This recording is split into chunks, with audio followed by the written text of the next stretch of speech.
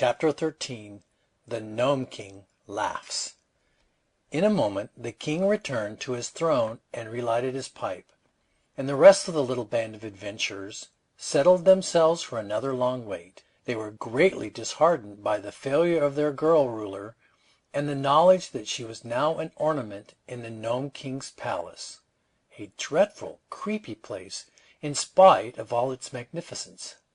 Without their little leader, they did not know what to do next, and each one, down to the trembling private of the army, began to fear he would soon be more ornamental than useful.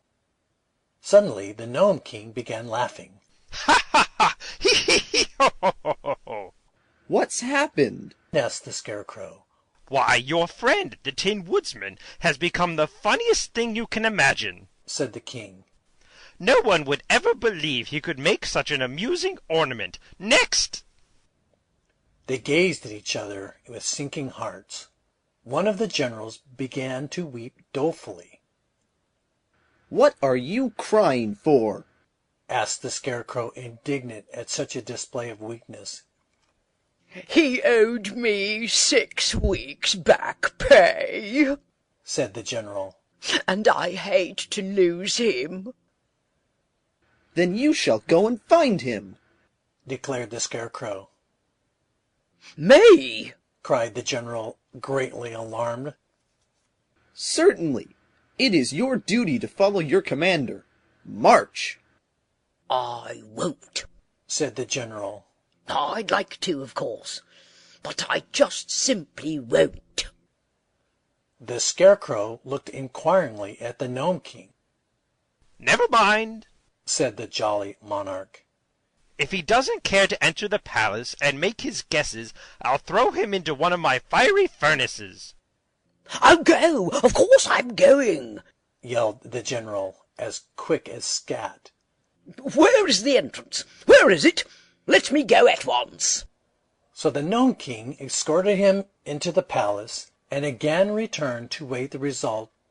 What the general did, no one can tell, but it was not long before the king called for the next victim, and a colonel was forced to try his fortune. Thus, one after another, all of the 26 officers filed into the palace and made their guesses, and became ornaments. Meanwhile, the king ordered refreshments to be served to those waiting, and at his command a rudely shaped gnome entered, bearing a tray. This gnome was not unlike the others that Dorothy had seen, but he wore a heavy gold chain around his neck, to show that he was the chief steward of the Gnome King, and he assumed an air of much importance, and even told his majesty not to eat too much cake late at night, or he would be ill. Dorothy, however, was hungry, and she was not afraid of being ill, so she ate several cakes and found them good, and also she drank a cup of excellent coffee made of a richly flavored clay, browned in the furnaces, and then ground fine, and found it most refreshing, and not at all muddy.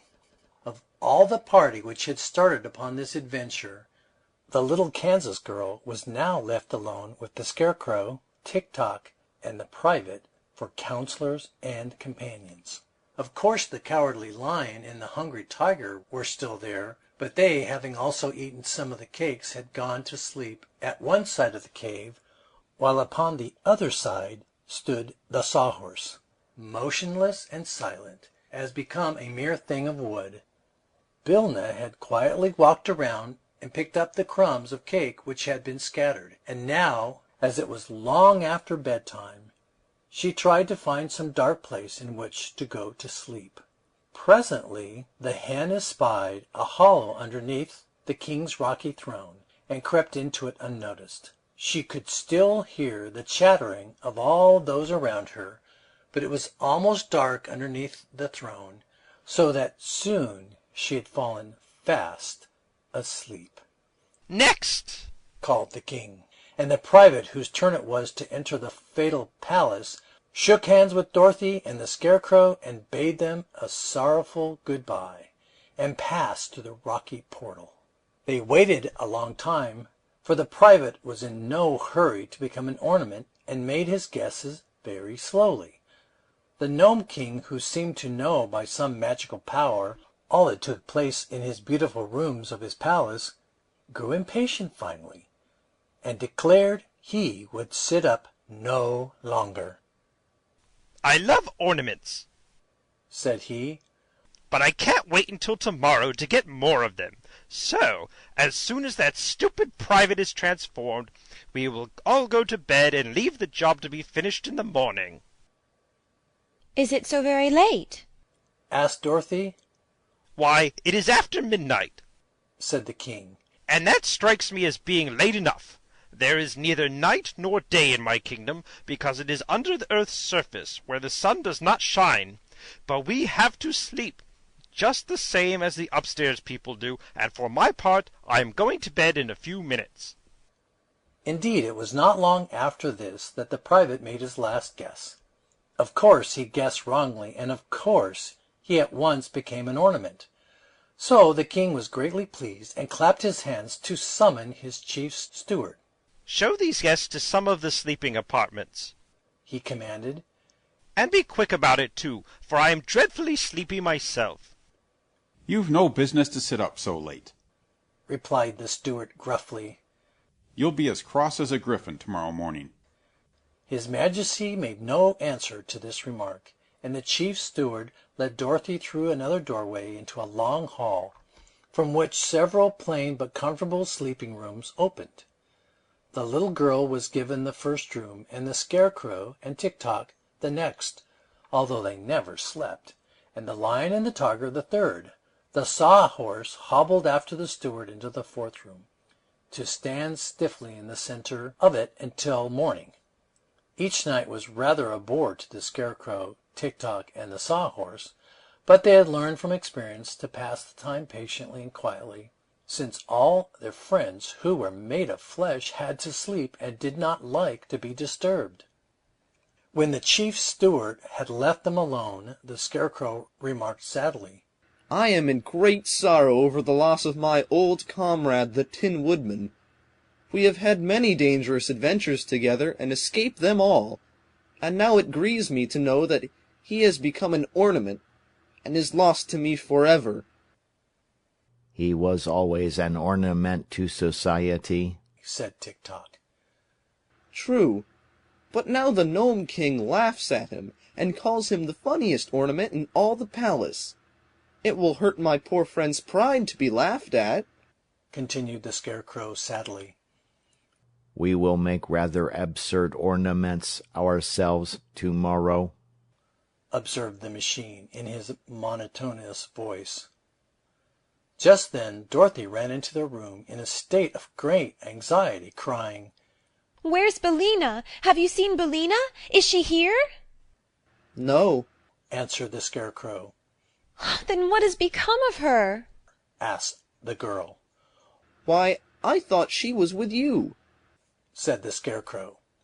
"Yet I do not remember seeing the yellow hen since she picked up the crumbs of cake." "We must have left her in the room where the king's throne is," decided Dorothy, and at once she turned and ran down the hall to the door through which they had entered. But it was fast closed and locked on the other side, and the heavy slab of rock proved to be so thick that no sound could pass through it, so Dorothy was forced to return to her chamber. The Cowardly Lion stuck his head into her room to try to console the girl for the loss of her feathered friend. "The yellow hen is well able to take care of herself," said he. "So don't worry about her, but try to get all the sleep you can. It has been a long and weary day, and you need rest."